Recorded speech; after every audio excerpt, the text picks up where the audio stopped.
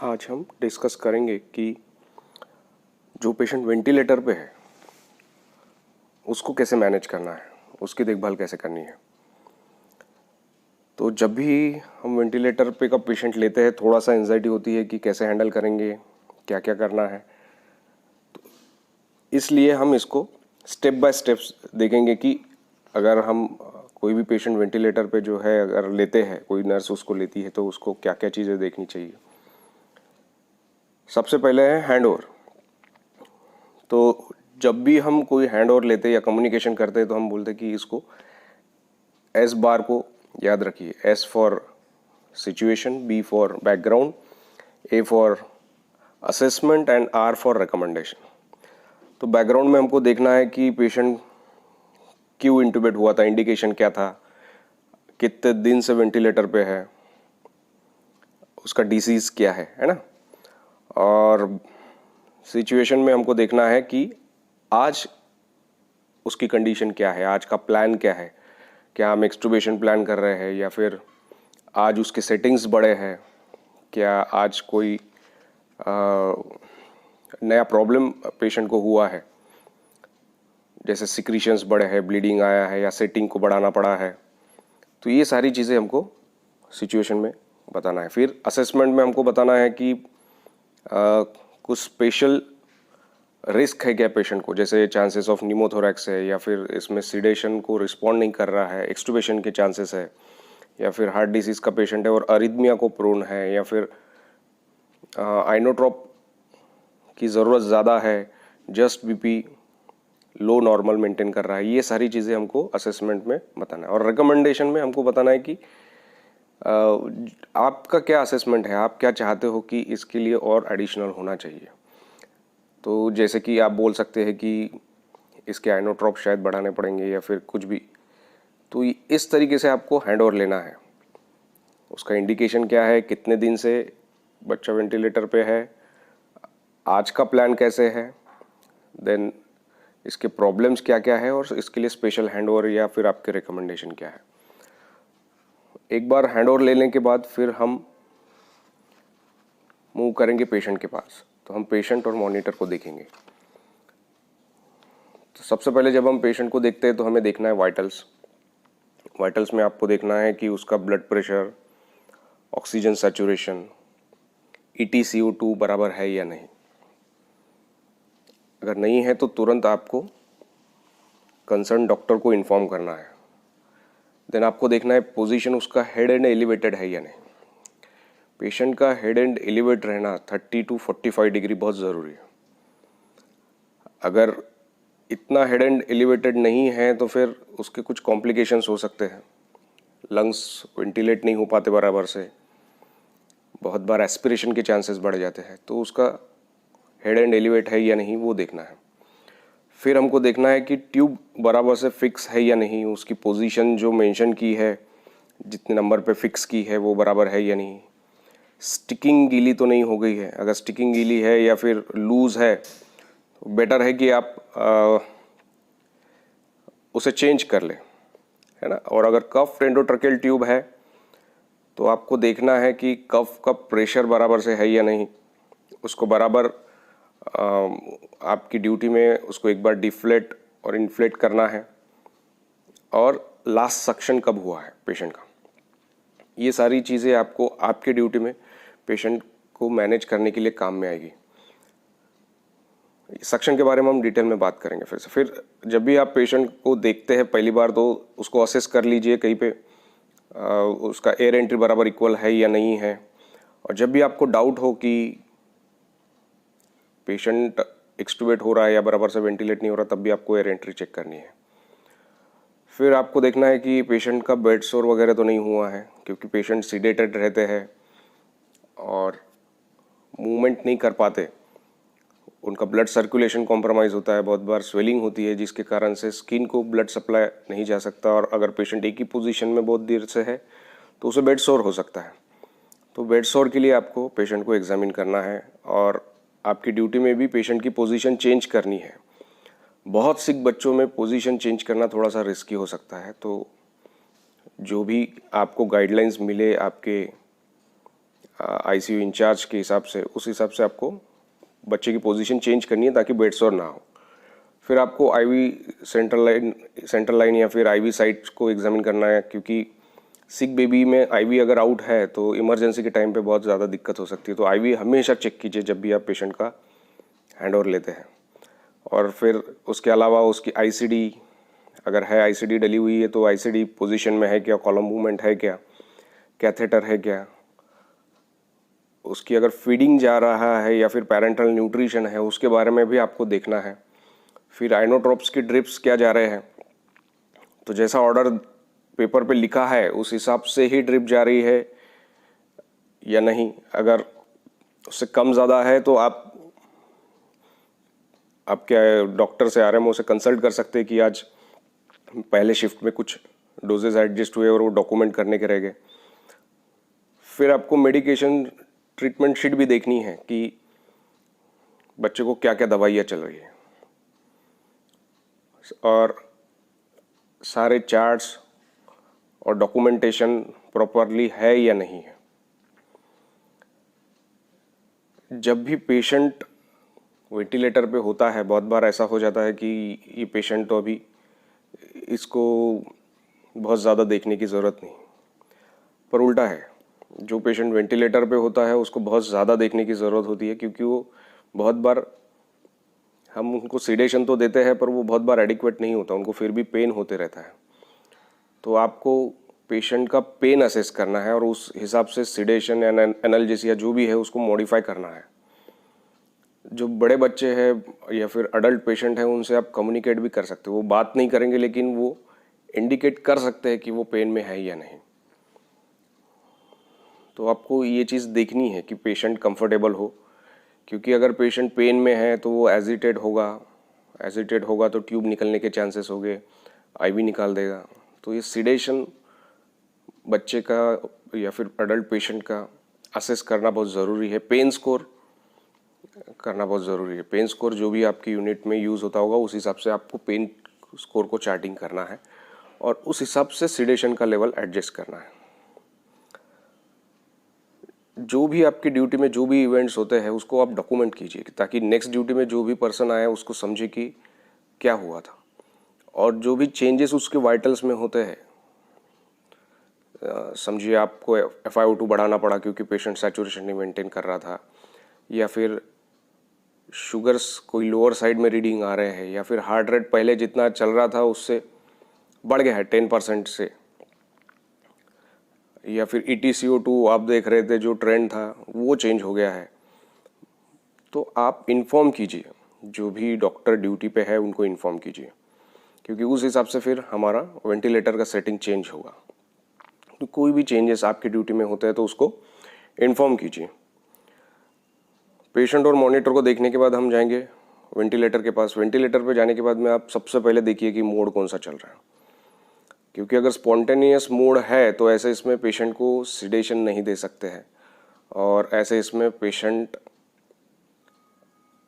Tube खींच सकता है या फिर आईवी लाइन को आउट कर सकता है। तो मोड देखना बहुत ज़रूरी है कि ये प्रेशर कंट्रोल है या फिर SIMV या फिर CPAP विथ प्रेशर सपोर्ट जैसा स्पॉन्टेनियस मोड है। तो आपको देखना है कि मोड कौन सा है। फिर सेटिंग्स, जो पेपर पे ऑर्डर है,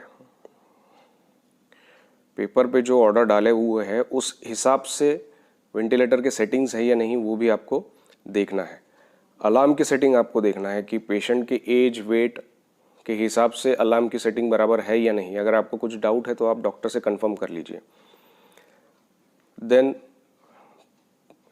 वो जो पेशेंट है उसके हिसाब से उसका टाइडल वॉल्यूम कितना आपको एक्सपेक्ट करना है ना, क्योंकि अगर पेशेंट समझो प्रेशर कंट्रोल मोड पे है तो आप टाइडल वॉल्यूम को मॉनिटर करोगे कि उतना टाइडल वॉल्यूम जनरेट हो रहा है या नहीं। अगर नहीं तो आपको प्रेशर बढ़ाने पड़ेंगे, ज़्यादा हो रहा है तो प्रेशर कम करने पड़ेंगे। और अगर प्रेशर वॉल्यूम कंट्रोल पे है तो आपको ये पूछना है कि मैक्सिमम प्रेशर आप कितना एक्सपेक्ट करते हैं जितने में पेशेंट वेंटिलेट हो जाए। अगर उससे ज़्यादा प्रेशर जा रहा है तो फिर से आपको कंसल्टेंट को इन्फॉर्म करना है कि नहीं, प्रेशर ज़्यादा लग रहा है, शायद लंग्स डिटोरिएट हो रहे हैं, हमें वेंटिलेटर सेटिंग को रिव्यू करना पड़ेगा।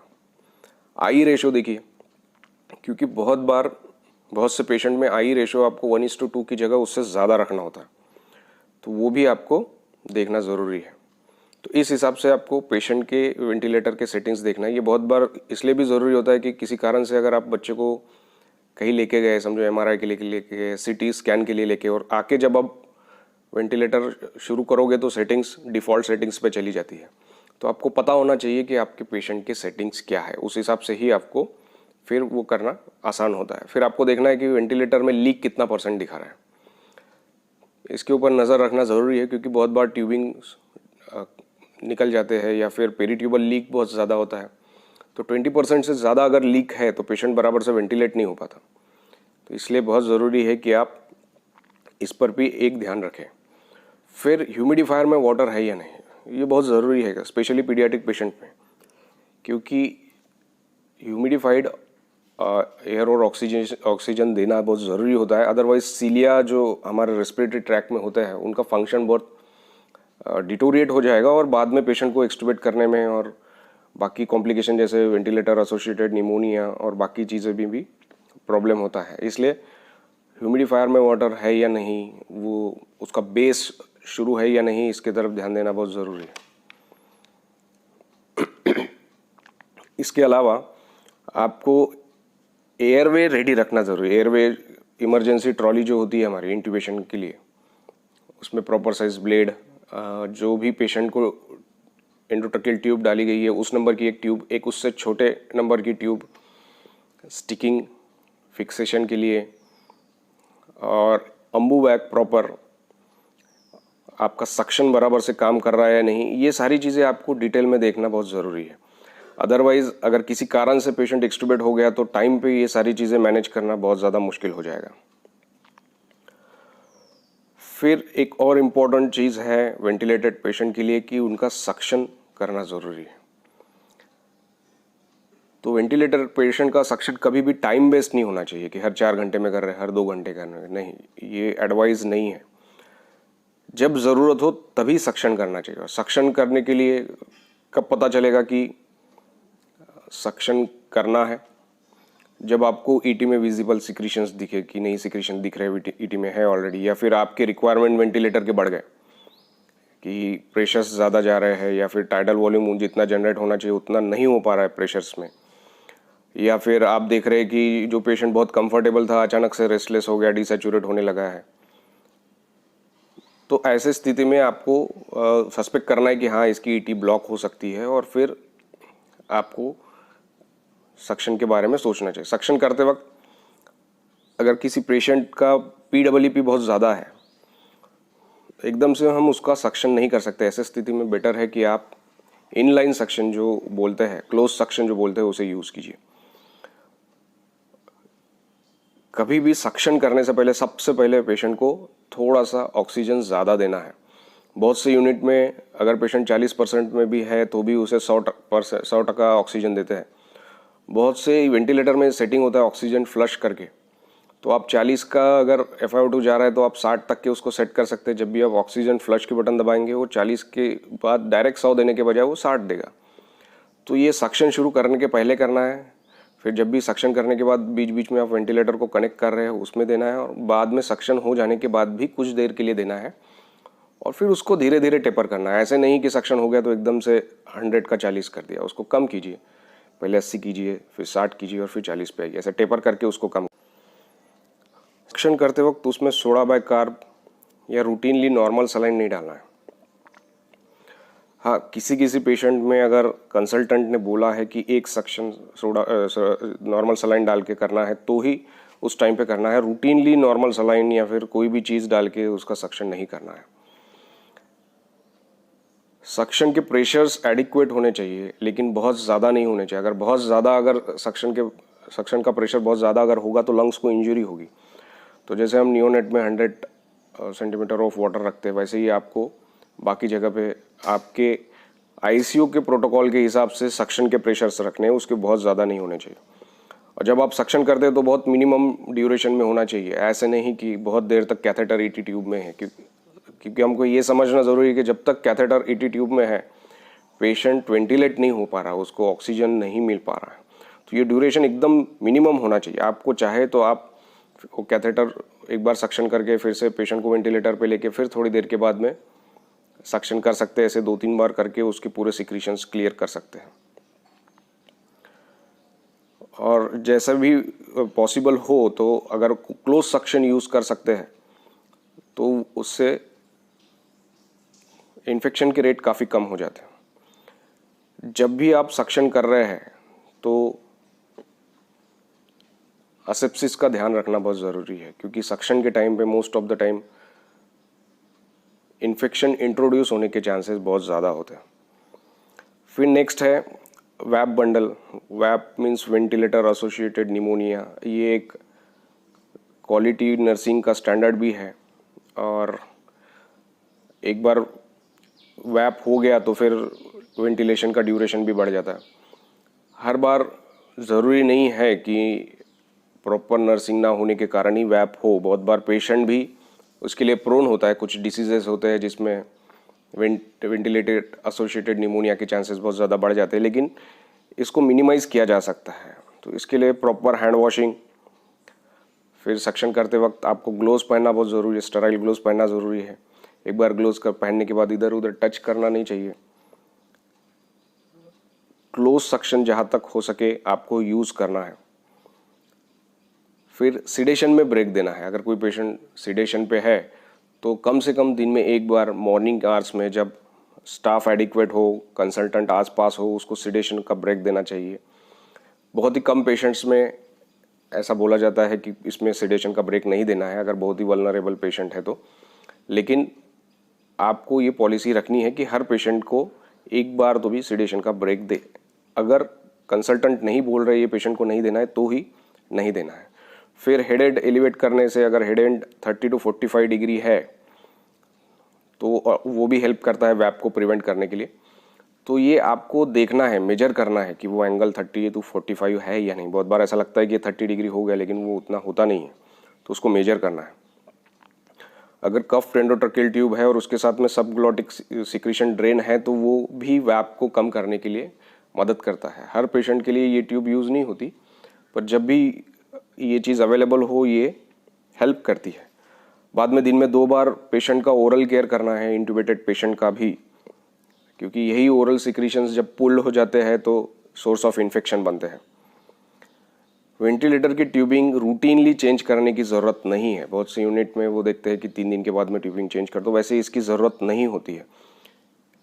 अगर उसको रूटीनली ये प्रोटोकॉल फॉलो करना नहीं है। अगर विजिबली सॉइल हो गया है, सिक्रीशंस के कारण लग रहा है कि ये ट्यूबिंग गंदी हो गई, then only you should change it. VAP के बंडल में पेप्टिक अल्सर प्रोफिलैक्सिस और डीप वेन थ्रोम्बोसिस प्रोफिलैक्सिस भी इंक्लूड किया है ये, लेकिन वैप में बहुत ज़्यादा हेल्प नहीं करता, लेकिन वो वैप बंडल का पार्ट है। तो पेप्टिक अल्सर प्रोफिलैक्सिस जो पेशेंट नील बाय माउथ है या फिर जिसको फीडिंग नहीं दिया है, उसको आप प्रोटॉन पम्प इनहिबिटर दे सकते हैं। और डीप वेन थ्रोम्बोसिस प्रोफिलैक्सिस जो भी आपके प्रोटोकॉल्स है उस हिसाब से आपको फॉलो करना है। फिर इसके बाद आपको पूरे जो लाइंस लगे हुए हैं पेशेंट के, सेंट्रल लाइन है, ड्रेन है, कैथेटर है, उसको फॉलो करना है इन्फेक्शन प्रिवेंट करने के लिए, क्योंकि ये भी एक मेजर सोर्स ऑफ इन्फेक्शन होता है वेंटिलेटेड पेशेंट में।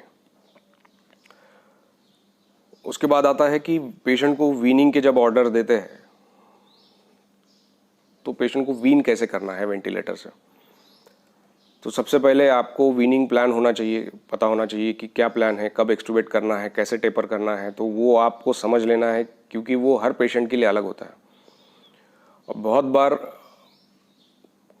हर पेशेंट पूरे क्राइटेरिया क्वालिफाई भी नहीं करता एक्सटुबेशन के लिए, लेकिन हमको उसे एक्सटुबेट करना होता है, तो वो आपको समझना ज़रूरी है। उसका सिडेशन कैसे कम करना है, पोस्ट एक्सटुबेशन प्लान क्या है, एक बार पेशेंट को एक्सटुबेट करने के बाद आपका प्लान क्या है, आप नेबुलाइजेशन पे लेना चाहते हैं। बहुत से पेशेंट को हम एक्सटुबेट करके नेबुलाइजेशन पे न लेते हुए उसे सीपैप या फिर बाईपैप पे लेते हैं, तो वो भी प्लान समझना ज़रूरी है। जब भी आप एक्सटुबेशन प्लान कर रहे हैं तो आपको इंट्यूबेशन की तैयारी पूरी करके रखनी है, क्योंकि हो सकता है एक्सटुबेशन फेलियर हो जाए और पेशेंट को तुरंत इंट्यूबेट करना पड़े। इसके अलावा आपको एक्सपेक्टेड प्रॉब्लम क्या है वो भी समझना ज़रूरी है। जैसे अगर पेशेंट बहुत दिनों से इंट्यूबेटेड है और कंसल्टेंट एक्सपेक्ट कर रहे हैं कि उसे थोड़ा सा स्ट्राइडर हो या फिर अपर एयरवे के इश्यूज़ हो, तो उस हिसाब से क्या तैयारी करके रखनी है, कौन सी इमरजेंसीज आ सकती है, वो भी आपको रेडी करके रखना है। और सबसे लास्ट है कि फैमिली और पेशेंट का एजुकेशन और इमोशनल सपोर्ट।